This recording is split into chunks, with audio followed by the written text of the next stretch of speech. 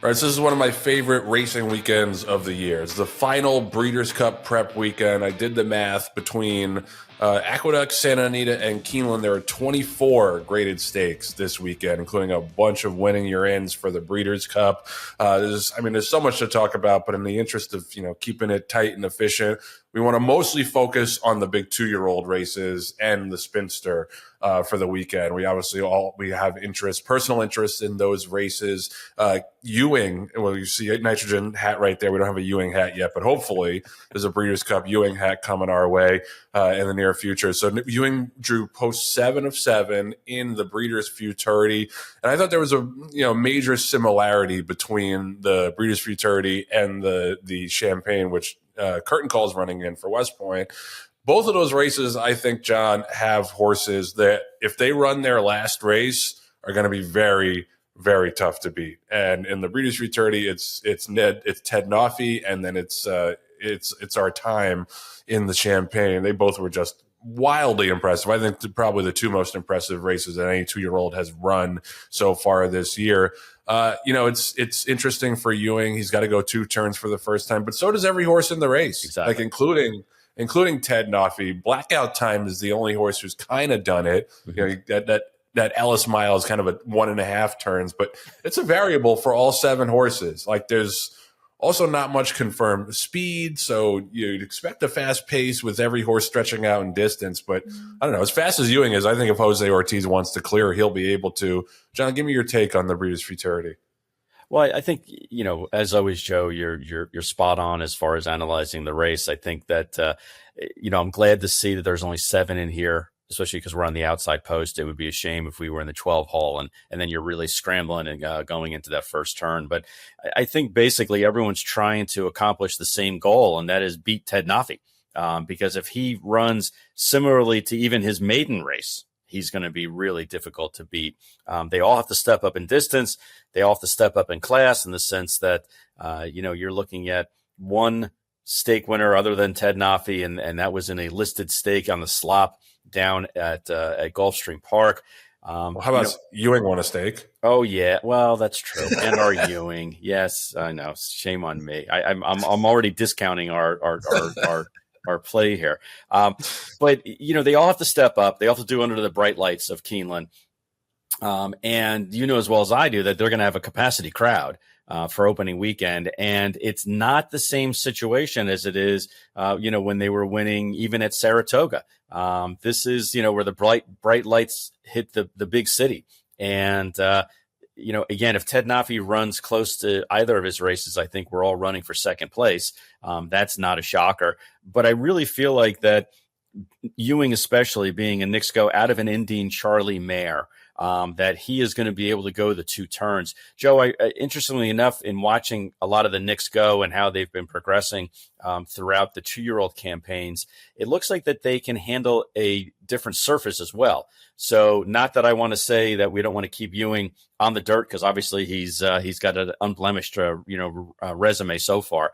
But I'd be curious to see down the road just how he can handle an alternate surface if we decide, because that's Cassie's thing, is to try horses on multiple surfaces until he finds exactly what he wants. I think that Curtain Call, because you're being modest, I think Curtain Call has a really good chance in the Champagne.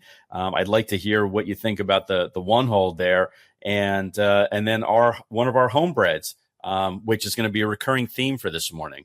I is not owned by us, but owned by friend of the show and friend of ours, Robert Cotran, and of course, Joe Orsino. Both of them are excited about being in the Grade 1 Champagne. And, that race also came up, I think, a little salty, not just with It's Our Time, son of Not This Time, but also, there's a lot of horses in there that punched their ticket, their maiden tickets with 80-something buyers, which is a little bit top-heavy in my estimation. That there's a lot of good horses in the Champagne as well.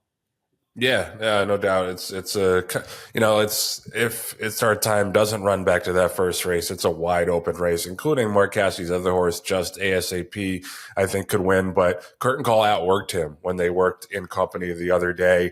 And I like the fact that we have that hopeful under our belt. He's got 3 starts. No other horse in this race has more than 2.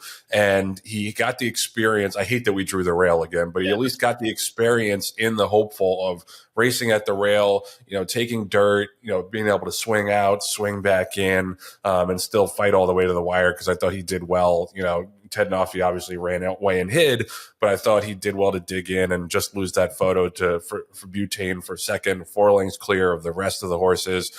He's done everything right. He's just one of those horses who has hit the ground running ever since we bought him at OBS March, and he's a quick study, and he doesn't require a lot of maintenance. Like, he does his own thing and is just super professional, especially for a 2-year-old. Ricardo Santana is going to ride because Jose Ortiz is at Keeneland. I think this is a race that, I know you don't have like a confirmed front runner, but a lot of these horses ran really, really fast first time out. That's why I think AI is a little interesting in this race. He could get the setup, stretch down another furlong, a lot of speed signed on. So I'm hoping we'll sit I'm hoping we get out of the gate clean under Santana. We'll sit like 4th or 5th early on, get into the clear, and be able to make one run on the outside. But yeah, it's crazy exciting. We're going to have probably close to 50 partners and their friends and family at Aqueduct on Saturday. Nice. I'm going to be there. Yeah, even Meg might make an appearance, and I never usually subject her to Aqueduct. So it's a huge day. It's a really huge day. It's one of my favorite races in New York. It's obviously a win and you're in for the Breeders' Cup. So hopefully we get both of the boys to the Breeders' Cup. But that's kind of what I wanted to ask you, John, before we touch on anything else. Is the question becomes in these kind of races, what do they have to do to earn a trip to Del Mar? Obviously, if you win, if he or Ewing win or run second, you're going. Right. What about third? What about fourth? You obviously need to see how it plays out. But John, what's your take on what you personally, forgetting all the other owners and Cassie and all that, what you personally would need to see from Ewing to definitely go west for the Breeders' Cup? I think Ewing has to show 2 things. Number one is that he can actually physically go the distance, that he can go the 2 turns in the mile and 16th, which is asking, it's no easy task. And I really like the fact that we won going 5.5. We stepped him up in distance to go 6.5, and he handled that with no problem. And you would think, based on his running style, that he could get to the front and just like Proud Papa, Nick's Go, get to the front and then slow it down and then kind of make it a sprint for the last 3/8 of a mile. And that's what you're hoping to do. But in my eyes, Joe, your horse has to run first or second or have just an absolute egregious reason why you think that the horse should be in. Because quite frankly, if you don't finish first or second, then you are at the mercy of the voters at that point. And just take a step back. It's not as easy as hey, I'm going to enter the race. And then like most stake races, there's a written condition as far as which horses get preference. Graded stakes earnings, graded stakes wins, graded stakes earnings, or what have you. The way the Breeders' Cup is set up, there's 7 spots that get in automatically, either through, in this order, the win you're in preference, points, which you earned in all the graded stake races. And then once half the field is designated, the other half of the field has to be voted in by a panel. So you're really at the mercy of their discretion at that point. So you have to put on a display in these races coming up this weekend to prove that either you're one of the top horses in each of the respective fields, or there was such a major reason why you didn't get to run to your full potential and that you have some back class that you deserve to be in. Now, I think Ewing checks the box by winning a grade 2. And especially at Saratoga, he's undefeated, his first 2 starts at Saratoga. So I think that if he ran a close third or got bothered for whatever reason and just couldn't, was making a run, but just couldn't get to the front at the end, where you don't have to campaign too hard and the voters will act accordingly. Otherwise, Joe, I think you're wasting your time because these are, the top 12, 14 horses of each division. And quite frankly, if you can't make a case that you're legitimately and unemotionally, when you look at your horse's resume, that you're legitimately one of the top 10 or 12 horses in the field, in the division, then it's a lot of money and expense for the experience of running kind of a lackluster fifth or sixth in the championship race. So to me, we've done this. We've been fortunate enough to do it for a number of years. We didn't lobby hard for a couple of horses, but last year we lobbied extremely hard for Nitrogen, even though she ran third in the grade one up in Canada and was technically still a maiden at that point. We still lobbied and wanted her. I say lobby like we made calls and stuff. We didn't, but we still wanted to run her in the Breeders' Cup Juvenile Turf Filly race. And she actually drew in, I think a couple of days beforehand. So we actually had to ship her out there, not knowing if she was going to run in that race or if she was going to run in the undercard race on the turf. I don't honestly remember if there's an undercard 2-year-old dirt race. I think there is, just in case like one of these horses doesn't get in, but is also eligible. So they would be like one of the prohibitive favorites in the undercard on Future Stars Friday. Yep.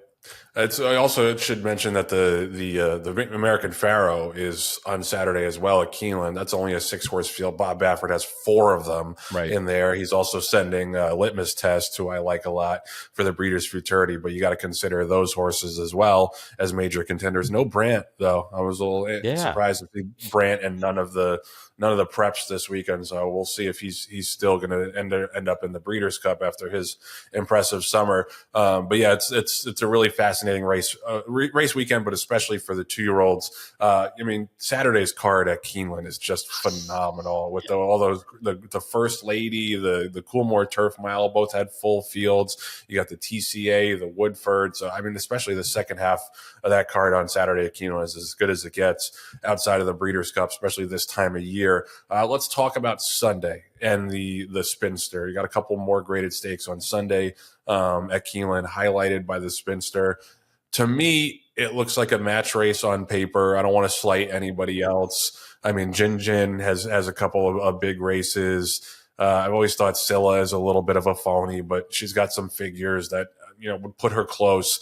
But to me, the major showdown everybody wants to see is Nitrogen against Torpedo Anna. And, we've spent a good amount of this year saying that maybe Torpedo Anna has lost a step. Mm-hmm. I want to be clear that even if that's true, Nitrogen has to step up. Absolutely. To beat, and the rest of them do, but Nitrogen has to step up to beat Torpedo Anna because, if she's like a 8 out of 10 instead of a 10 out of 10 that she was last year, she still has run so many races that tower over this field. Mm-hmm. She was game in the personal ensign. She's got the tactical speed. She drew outside. So, I think she has a lot of stuff working for her in a 5-horse field. Tactically, how do you guys approach this with the short field? You kind of got everything your own way in the Alabama. You got to sit outside Lacara, who didn't want to go 1.25 miles, and get the jump on Good Cheer, who kind of like faded a little bit the second half of the year. This is a major step up in weight class. So how do you approach it from a tactical standpoint, John? I really think the race is going to play out, Joe, where to me, we have to be going into the stretch. We have to be within a length of Torpedo Anna, or we're not going to be able to catch her. That's not to say we wouldn't be in front of her, but I think at the minimum we have to be within a length of the reigning champ in order to have a puncher's chance at beating her. I think there's enough speed in the race where it's not going to be a matter of somebody going out there and slowing it down to a 48 and change and then making it a 3-furlong sprint at that point.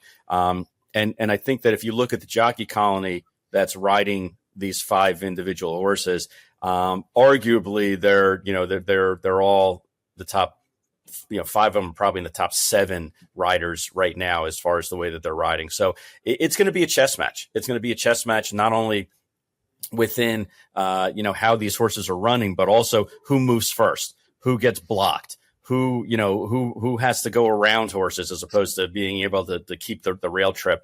And I think there's a horse in here that maybe is in there for the free lunch, but there's 4, I think, legitimate horses in here. And hopefully, we're considered one of the top 4 going into the race. I thought it was interesting. The Juddmonte horse, it is interesting to me because at first when I looked at it, I was like, well, she's a sprinter that's trying to stretch out, from 7/8 to 9 furlongs, and that's a big ask. But then if you go deeper into her pedigree, into her race record, even as recently as last summer, she was winning going 8.5 and 9 furlongs and winning grade 2s and grade 3s.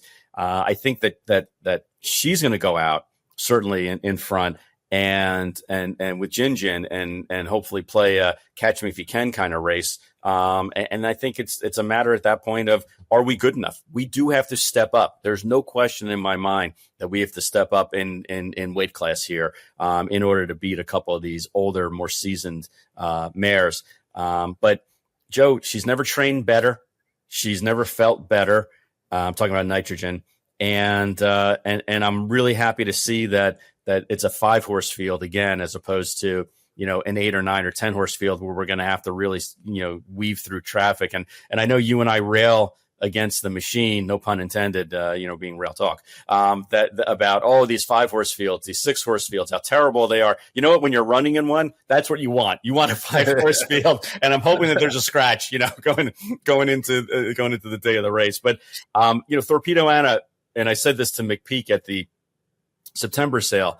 I said, look, we're all looking up at you. We're all looking up at your filly at this point and hoping that you stub your toe, and that you don't have, the absolute perfect trip. Because if you do, if you're on your A game and you get the perfect trip, then, we're all running for second at this point. But I'm excited about it. We're all going down there.